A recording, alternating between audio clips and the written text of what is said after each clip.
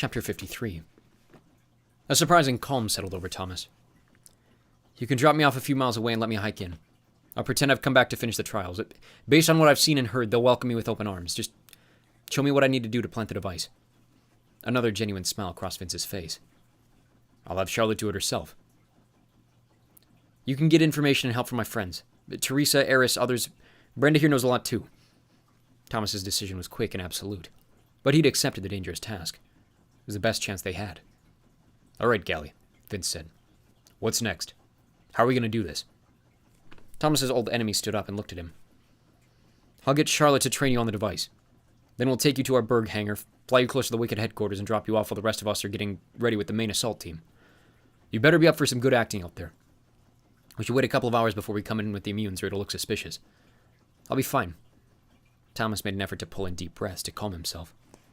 Good. We'll move Teresa and the others over here when you leave. Hope you don't mind another little jaunt through the city. Charlotte was a quiet, petite woman, and she was all business. She explained the disabling device's functions to Thomas in a curt, efficient manner. It was small enough to fit in the backpack they provided him, along with some food and extra clothing for the cold hike he'd have to take. Once the device was planted and activated, it would search for and connect with the signals from each weapon, then scramble its system. It'd take about an hour to render all of Wicked's weapons useless. Simple enough, Thomas thought. The hard part would be planning the thing when he got in without arousing suspicion. Gally decided that Lawrence would be the only one to take Thomas and the pilot to the abandoned hangar where they kept the Bergs. They'd fly to Wicked's headquarters straight from there. It meant another van trip through the crank-infested streets of Denver, but they'd take the most direct route, which was down a major highway, and dawn had arrived. For some reason, that made Thomas feel a little better. Thomas was busying himself helping to gather last-minute supplies for the trip when Brenda appeared. He nodded at her and gave her a small smile. You gonna miss me? Thomas asked. He made it sound like a joke, but he really wanted her to say yes. She rolled her eyes. Don't even say that. You sound like you're giving up already. We'll all be back together, laughing about the good old days before you know it. I've only known you a few weeks.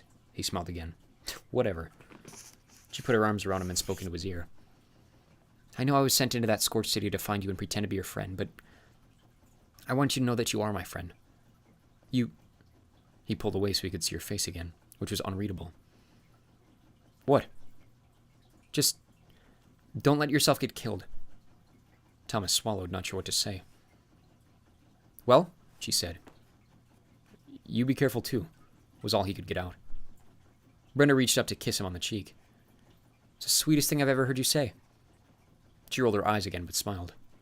And her smile made everything seem a little brighter to Thomas. Make sure they don't screw things up, he said. Make sure all the plans make sense. I will.